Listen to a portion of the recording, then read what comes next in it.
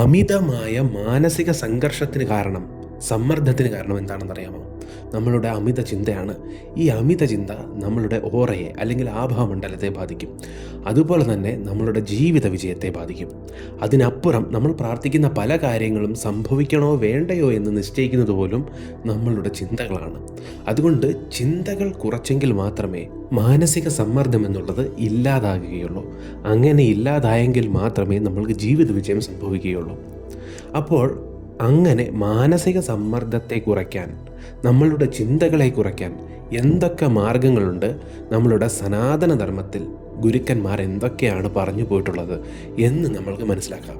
ചിത്തവൃത്തി, അതായത് നമ്മളുടെ മനസ്സെന്ന് പറയുന്നത് ഒരു കുരങ്ങനെ പോലെയാണ്. ഈ ചില്ലയിൽ നിന്ന് ആ ചില്ലയിലേക്ക് ചാടിക്കൊണ്ടിരിക്കും, ഒരിടത്ത് നിൽക്കില്ല. ഒരു ചിന്തയിൽ തുടങ്ങി അതിൻ്റെ അപ്പുറത്തേക്ക് വരെ നമ്മൾ പോകും. ഈ ഓവർ തിങ്കിങ് എന്ന് പറയുന്നത് ഇത് തന്നെയാണ്. അതായത് ചെറിയ എന്തെങ്കിലും കാര്യം, ഒരു ചെറിയൊരു രോഗത്തിൽ തുടങ്ങി ആ രോഗം ഇനി ക്യാൻസർ ആണോ എന്ന് പോലും നമ്മൾ ചിന്തിക്കുന്ന തലത്തിലേക്ക് ഓവർ തിങ്ക് ചെയ്ത് നമ്മൾ പോകും. നമ്മളുടെ മനസ്സ് അങ്ങനെയാണ്. ആ ചില്ലയിൽ നിന്ന് ഈ ചില്ലയിലേക്ക്, ഈ ചില്ലയിൽ നിന്ന് ആ ചില്ലയിലേക്ക് ഒരു കുരങ്ങനെ പോലെ ചാടിക്കൊണ്ടിരിക്കും. അതുകൊണ്ട് തന്നെ സമാധാനം എന്നുള്ളത് നമ്മൾക്കുണ്ടാകില്ല. അതുകൊണ്ട് തന്നെ മാനസിക സംഘർഷമായിരിക്കും സദാസമയം ഇതിൻ്റെ പരിണിത ഫലം. ഇങ്ങനെ ഒരു സന്ദർഭത്തിൽ നമ്മൾക്ക് ചെയ്യാൻ സാധിക്കുന്ന കാര്യം സാക്ഷിഭാവം ഉണ്ടാക്കിയെടുക്കുക എന്നുള്ളതാണ്. എന്താണ് സാക്ഷിഭാവം? നമ്മളുടെ മനസ്സിൽ പലതരം ചിന്ത വരുന്നുണ്ടെങ്കിലും അത് വന്നുകൊണ്ട് തന്നെ ഇരിക്കും. നമ്മൾക്ക് അതിനെ തടയാനോ മനസ്സിനെ ഏകാഗ്രതപ്പെടുത്തി വെക്കാനോ നല്ലൊരു അഭ്യാസമില്ലാതെ, നല്ലൊരു ധ്യാന രീതിയുടെ പിൻബലമില്ലാതെ സാധിക്കില്ല. അതുകൊണ്ട് തന്നെ അങ്ങനെ സാധിക്കണമെങ്കിൽ അതിൻ്റെ ആദ്യ പടി എന്ന് പറയുന്നത് സാക്ഷിഭാവം ഉണ്ടാക്കിയെടുക്കുക എന്നുള്ളതാണ്. പലതരത്തിലുള്ള ചോദ്യങ്ങളും ചിന്തകളും മനസ്സിൽ വന്നാൽ ആ ചിന്തകളുടെ കൂടെ സഞ്ചരിക്കാതെ അതിനെ മറ്റൊരാളായി മാറി നിന്നുകൊണ്ട് ഈ ചിന്തകളെ വീക്ഷിക്കുക, അതിൻ്റെ കൂടെ സഞ്ചരിക്കാതിരിക്കുക. അതെങ്ങനെയാണ് സംഭവിക്കുന്നത്? നമ്മളുടെ മനസ്സിൽ വരും ചില നെഗറ്റീവ് തോട്ട്സ് വരും. ചിലപ്പോൾ വളരെ മോശമായിട്ടുള്ള, നെഗറ്റീവിനൊക്കെ അപ്പുറം നമ്മൾ ചിലപ്പോൾ തകർന്നു പോകുന്ന തലത്തിലുള്ള ചിന്തകൾ പോലും വന്നാലും അതൊക്കെ മറ്റൊരാളായി മാറി നിന്നുകൊണ്ട് ഇതൊന്നും സത്യമല്ല, ഇതൊന്നും നമ്മൾ മനസ്സിലേക്ക് എടുക്കാതെ ഈ ചിന്തകളെ വീക്ഷിക്കുക. നാളെ എനിക്ക് പണം ഉണ്ടാകുമോ, അങ്ങനെ ഒരു ചിന്ത വന്നാൽ അതിൻ്റെ കൂടെ സഞ്ചരിക്കാതെ, കൂടുതൽ അതിനെക്കുറിച്ച് ആരായാതെ സാക്ഷിയായി നോക്കി നിൽക്കുക എന്നുള്ളത് മാത്രമാണ് നമ്മൾക്ക് ചെയ്യാനുള്ളത്. ചിന്തകൾ വന്നാൽ അതിൻ്റെ ഒപ്പം സഞ്ചരിക്കരുത്. അതാണ് പ്രധാനമായും. നമ്മൾ ഇതിനൊരു എക്സാമ്പിൾ പറയാറുണ്ട്, എല്ലാവരും പറയുന്ന കാര്യമാണ്. ഒരു ട്രാഫിക്കിൽ ഒരു കുട്ടി എങ്ങനെയാണോ വാഹനങ്ങൾ പോകുന്നത് നോക്കി നിൽക്കുന്നത്, അതിൽ കയറി സഞ്ചരിക്കാതെ എങ്ങനെയാണോ ട്രാഫിക്കിൽ വാഹനങ്ങൾ പോകുന്നത് നോക്കി നിൽക്കുന്നത്, അതുപോലെ പലതരത്തിലുള്ള നെഗറ്റീവ് ചിന്തകൾ വരുമ്പോഴും അതിൻ്റെ ഒപ്പം സഞ്ചരിക്കാതെ മറ്റൊരാളായി ഇതിനെ വീക്ഷിച്ചു കൊണ്ടിരിക്കുക. ആ ചിന്തകൾ വരും, പോകും, അത് മറഞ്ഞു പോകും. ചില ചിന്തകൾ വരും, മറഞ്ഞു പോകും. നമ്മളിപ്പോൾ തന്നെ അറിയാതെ എത്രയോ ചിന്തകളാണ് മനസ്സിൽ കടന്നു വന്നത്. ഈ ചിന്തകളെയൊക്കെ സാക്ഷിയായി നമ്മൾ നോക്കി നിൽക്കുമ്പോൾ മാത്രമാണ് നമ്മൾക്ക് ഉന്നതമായ അവസ്ഥയിലേക്ക് പോകാൻ സാധിക്കുന്നത്. ആ ചിന്തകൾക്കൊപ്പം നമ്മൾ സഞ്ചരിക്കുകയും ആ ചിന്തകളിൽ മുഴുകിപ്പോവുകയും ചെയ്തു കഴിഞ്ഞാൽ ജീവിതത്തിൽ വലിയ രീതിയിൽ നമ്മൾക്ക് മാനസിക സമ്മർദ്ദമൊക്കെ ഉണ്ടാകാൻ സാധ്യതയുണ്ട്. അതുകൊണ്ട് ആദ്യം നമ്മൾ സാക്ഷിയായി ഇതിനെ കണ്ടു നിൽക്കുക എന്നുള്ളതാണ്. നമ്മൾ അതുപോലെ തന്നെ സാക്ഷിയായി കണ്ടു നിൽക്കാനും അതുപോലെ തന്നെ മാനസിക ബലം നമ്മൾക്ക് ഉണ്ടാകാനും അതുപോലെ ജീവിതത്തിൽ മുന്നേറാനുമുള്ള ഏറ്റവും നല്ല മാർഗമെന്ന് പറയുന്നത് ജപം ചെയ്യുക എന്നുള്ളതാണ്.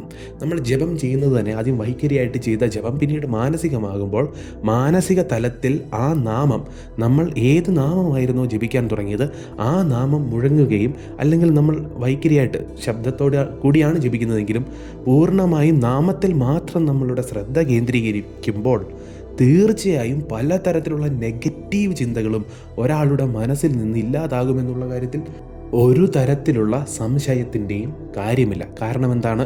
മുരുകൻ പറഞ്ഞതുപോലെ സൊല്ലറെ സുമ്മായിര് എന്ന് ഭഗവാൻ പറഞ്ഞൊരു കാര്യമുണ്ട് അരുണഗിരിനാഥരോട്. അതുപോലെ തന്നെ ഇതൊന്നും നമ്മളല്ല. നമ്മളുടെ മനസ്സിൽ പല ചിന്തകൾ വന്നാൽ ഇതൊന്നും ഞാനല്ല. ഒരു സിനിമാ തിയേറ്ററിൽ നമ്മളൊരു സിനിമ കാണാൻ പോയി ഇരിക്കുമ്പോൾ നമ്മൾ വിചാരിക്കുമോ ആ സിനിമയിലുള്ള ക്യാരക്ടർ ഞാനാണ് എന്ന്? അല്ല, അങ്ങനെ ഒരിക്കലും വിചാരിക്കാനും പാടില്ല. അത് സിനിമയാണ്, അത് എന്തോ കാര്യമാണ്, അത് ഞാനല്ല എന്നുള്ള ബോധ്യമുണ്ടായിരിക്കണം. സിനിമ പല തരത്തിലുള്ള ഇമോഷൻസ് ഇങ്ങനെ വന്ന് പൊയ്ക്കൊണ്ടിരിക്കും സ്ക്രീനിൽ. അത് സ്ക്രീനിൽ സംഭവിക്കുന്നതാണ്, അത് ഞാനല്ല എന്നുള്ള ബോധമുണ്ടായിരിക്കണം.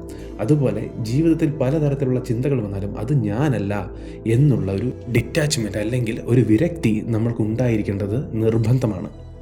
അങ്ങനെ ആകുമ്പോൾ തന്നെ ജീവിതത്തിൽ പല മാനസിക സമ്മർദ്ദവും കുറയുന്നതായിട്ട് നിങ്ങൾക്ക് കാണാൻ സാധിക്കും. നമ്മളുടെ കർമ്മം നമ്മൾ ചെയ്യുക, വൃത്തിയായിട്ട് ചെയ്യുക, അതിൻ്റെ ഫലം ഇച്ഛിക്കാതിരിക്കുക എന്ന് ഭഗവാൻ പറയുന്നത് എന്തുകൊണ്ടാണെന്നറിയാമോ? ഇതേ കാരണം കൊണ്ടാണ്.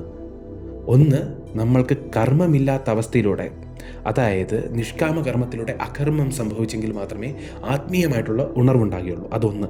രണ്ടാമത്, മാനസികമായിട്ടുള്ള സമ്മർദ്ദത്തിൽ നിന്ന് നമ്മൾക്ക് എന്നെന്നുമായിട്ട് മനസ്സിനെ, നമ്മളെ അകറ്റാൻ സാധിക്കും. നമ്മൾ എല്ലാ തരത്തിലും ഈ ലോകത്തുള്ള കർമ്മങ്ങളുമായിട്ട് ബന്ധം പുലർത്താതിരുന്നാൽ മാത്രമേ മുക്തി ലഭിക്കുകയുള്ളൂ. അതൊന്നാണെങ്കിൽ, അതുപോലെ തന്നെ മാനസിക സമ്മർദ്ദം കുറയ്ക്കാനും ഏറ്റവും നല്ല കാര്യം, നമ്മൾ ഏതെങ്കിലും കാര്യം ചെയ്യുന്നുണ്ടെങ്കിൽ ഏറ്റവും വൃത്തിയായിട്ട് ചെയ്യുക. ഒരു ജോലി ചെയ്യുന്നുണ്ടെങ്കിൽ ഏറ്റവും വൃത്തിയായിട്ട് ചെയ്യുക. ഇനി അതെന്താകുമെന്നോർത്ത് കൂടുതൽ വേവലാതിപ്പെടാതിരിക്കുക. എന്തെങ്കിലും ഒരു പ്രശ്നം വന്നു കഴിഞ്ഞാൽ അതിൻ്റെ സൊല്യൂഷൻ ചിന്തിക്കുക. അത് നടക്കുമോ ഇല്ലയോ എന്ന് ചിന്തിച്ച് ഒരിക്കലും പോകാൻ പാടില്ല. ഒരു കാര്യം നടക്കുമെങ്കിൽ അതിൻ്റെ പരമാവധി, ഒരു പ്രശ്നം പറ്റിയാൽ അത് പരമാവധി എങ്ങനെ സോർട്ട് ഔട്ട് ചെയ്യാം, അല്ലെങ്കിൽ അത് പരമാവധി എങ്ങനെ അതിൽ നിന്നും നമുക്ക് മറികടക്കാൻ സാധിക്കുമെന്ന് മാത്രം ചിന്തിക്കുക. കൂടുതൽ ചിന്തിക്കാതിരിക്കുക. പരമാവധിയും സ്വല്ലറെ സുമ്മ എന്ന് പറയുന്ന പോലെ വെറുതെ ഇരിക്കുക, ഒന്നിനെക്കുറിച്ചും ചിന്തിക്കാതിരിക്കുക. അതിന് ഏറ്റവും ബെസ്റ്റ് പ്രാക്ടീസാണ് നാമജപം എന്നുള്ളത്. നാമം ജപിക്കും തോറും നമ്മളുടെ മനസ്സിലെ ചിന്തകൾ ഇല്ലാതാകുകയും അതിനോടൊപ്പം നമ്മൾക്ക്, ഞാൻ മുൻപ് പറഞ്ഞതുപോലെ തന്നെ, പോസിറ്റീവ് തിങ്കിങ് മാത്രമേ ഉണ്ടാകുകയുള്ളൂ. സകാരാത്മകമായിട്ടുള്ള കാര്യങ്ങൾ മാത്രമേ സംഭവിക്കുകയുള്ളൂ. നെഗറ്റീവ് തിങ്കിങ് അല്ലെങ്കിൽ നകാരാത്മകത എന്ന് പറയുന്നത് നമ്മളുടെ മനസ്സിൽ നിന്നും ശരീരത്തിൽ നിന്നും വിട്ടകന്നു പോകും. നാമം ജപിക്കുന്ന ഒരാളുടെ നാവിൽ ഒരിക്കലും ഒരു മോശം വാക്ക് വരില്ല. അതുപോലെ തന്നെ നാമം ജപിക്കുന്ന ഒരാൾ ഒരിക്കലും നെഗറ്റീവായിട്ടുള്ള ചിന്തകളിലേക്ക് പോകില്ല. അതുകൊണ്ട് തന്നെ അയാളുടെ ചുറ്റും ഒരു പോസിറ്റീവായിട്ടുള്ള ആഭാമണ്ഡലം നമ്മൾക്ക് കാണാൻ സാധിക്കും. ഇനി വേറൊരു കാര്യം കൂടെ നമ്മൾ മനസ്സിലാക്കേണ്ടതുണ്ട്. നമ്മളുടെ വാക്ക് സൂക്ഷിച്ചുപയോഗിക്കുക. നമ്മൾ വാക്സിദ്ധി എന്ന് കേട്ടിട്ടുണ്ടായിരിക്കും. നമ്മളുടെ മാനസിക സമ്മർദ്ദം കുറയ്ക്കാൻ ഈ വാക്സിദ്ധിയെക്കുറിച്ച് മനസ്സിലാക്കേണ്ടത് അത്യന്താപേക്ഷികമാണ്. ജീവിതത്തിൽ വിജയിക്കണമെങ്കിൽ തീർച്ചയായും അയാൾക്ക് വാക്കിൻ്റെ മേൽ അയാളുടെ കൺട്രോൾ ഉണ്ടായിരിക്കണം, നിയന്ത്രണം ഉണ്ടായിരിക്കണം എന്നുള്ളതാണ്. നിങ്ങൾ ശ്രദ്ധിച്ച ഒരു കാര്യം, ജീവിതത്തിൽ ആരെങ്കിലും എടുത്തു നോക്കിക്കോളൂ. ഒരു പ്രധാനപ്പെട്ട ജീവിത സന്ദർഭത്തിൽ മാത്രം സംസാരിക്കുന്ന ആളുകളെ കണ്ടിട്ടില്ലേ? അതായത് ഒരു സ്റ്റേജിലോ അല്ലെങ്കിൽ അയാൾക്ക് പെർഫോം ചെയ്യാൻ സാധിക്കുന്നിടത്ത് മാത്രം, അല്ലെങ്കിൽ ചെയ്യേണ്ട സ്ഥലത്ത് മാത്രം സംസാരിക്കേണ്ടടുത്ത് സംസാരിക്കുന്ന ആളുകളെ കണ്ടിട്ടില്ലേ? അങ്ങനെയുള്ളവരുടെ ജീവിതത്തിൽ ഒരു തരത്തിലുള്ള മാനസിക സമ്മർദ്ദം ഇല്ല എന്നുള്ളത് നിസ്സംശയം പറയാം. അതുകൊണ്ട് തന്നെ ജീവിത വിജയം അവർക്കുണ്ടാവും. അതിന് കാരണം എന്താണ്? നമ്മളുടെ ഓരോ വാക്കും എന്ന് പറയുന്നത് പ്രാണശക്തിയാണ്. അതുകൊണ്ട് തന്നെ ഒരുപാട് നമ്മൾ വെറുതെ സംസാരിക്കുകയാണെങ്കിലും നകാരാത്മകമായിട്ടുള്ള കാര്യങ്ങൾ ചർച്ച ചെയ്യുകയാണെങ്കിലും നമ്മളുടെ പോസിറ്റീവ് എനർജി നഷ്ടപ്പെടുകയും നെഗറ്റീവ് എനർജിയിലേക്ക് നമ്മൾ കൂപ്പുകുത്തുകയും ചെയ്യും.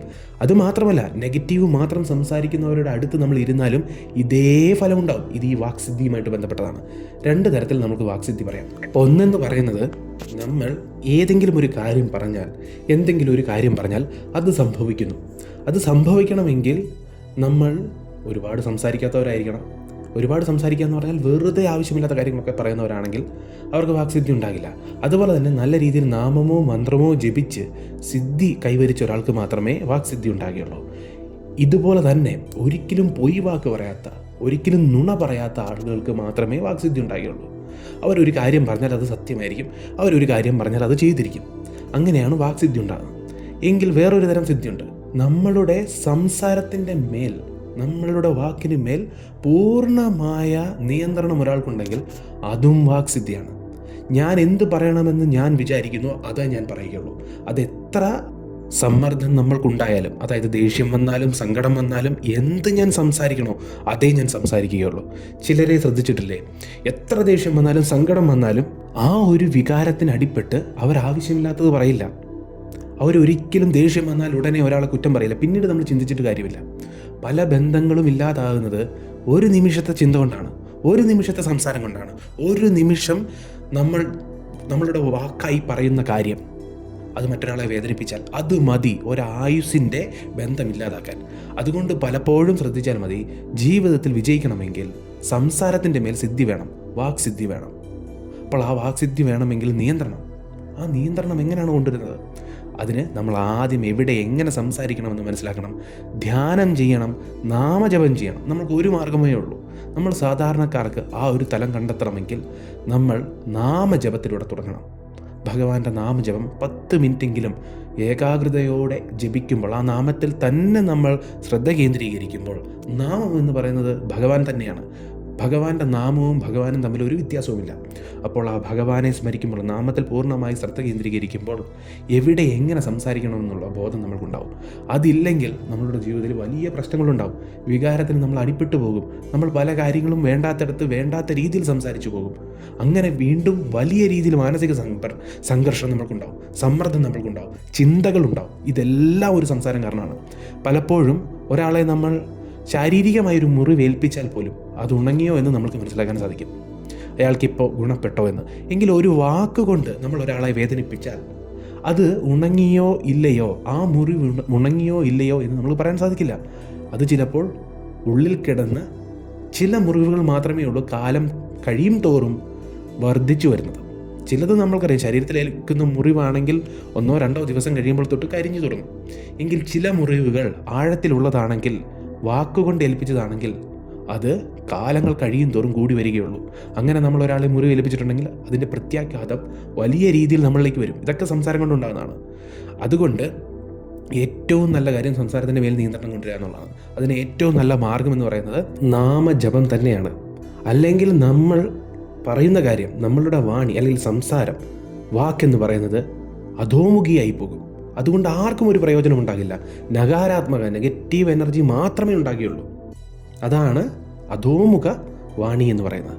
എങ്കിൽ ഊർധ്വ വാണിയാണെങ്കിലോ, നമ്മൾ സംസാരിക്കുന്നത് കൊണ്ട് എല്ലാവർക്കും ഉയർച്ച ഉണ്ടാകുകയുള്ളൂ. ആ സംസാരം കൊണ്ട് എപ്പോഴും നല്ലത് മാത്രമേ ഉണ്ടാകുള്ളൂ, പോസിറ്റീവ് മാത്രമേ ഉണ്ടാകുകയുള്ളൂ. അതുണ്ടാകണമെങ്കിൽ സംസാരത്തിൽ നിയന്ത്രണം വരണം. ആ നിയന്ത്രണം വരണമെങ്കിൽ ജപം വേണം. എങ്കിൽ മാനസിക സമ്മർദ്ദം കുറയും, അതുപോലെ തന്നെ ചിന്തകൾ കുറയും, ജീവിതം മെച്ചപ്പെടും. ഇതൊരു വലിയ കാര്യമാണ്. അതുകൊണ്ട് തന്നെ ഇങ്ങനെയുള്ളവരുടെ, അതായത് ഈ നിയന്ത്രണമുള്ളവരുടെ ജീവിതം എന്ന് പറയുന്നത് വളരെ സുഖകരമായിരിക്കും. എന്തിനേറെ പറയുന്നു, കാര്യസാധ്യം പോലും, ഭഗവാനോടൊരു കാര്യം പ്രാർത്ഥിച്ചാൽ കാര്യസാധ്യം പോലും ഉണ്ടാകുന്നത് ഇക്കൂട്ടർക്കാണ്. അതുകൊണ്ട് തന്നെ നമ്മൾ സാധാരണ മനുഷ്യരെല്ലാം ഇത് പിൻപറ്റാൻ ശ്രമിക്കണം. എങ്കിൽ മാത്രമേ നമ്മൾക്കൊക്കെ ഒരു കാര്യം ആഗ്രഹിച്ചു കഴിഞ്ഞാൽ അതിൽ സിദ്ധി ഉണ്ടാകുകയുള്ളൂ, അല്ലെങ്കിൽ പ്രാർത്ഥിച്ചു കഴിഞ്ഞാൽ സിദ്ധി ഉണ്ടാകുകയുള്ളൂ. അപ്പോൾ ഇതിലെല്ലാം ഈ ഒരു കാര്യം അടിസ്ഥാനമാണ് എന്നുള്ളത് നമ്മൾ മനസ്സിലാക്കണം. ഓബലം.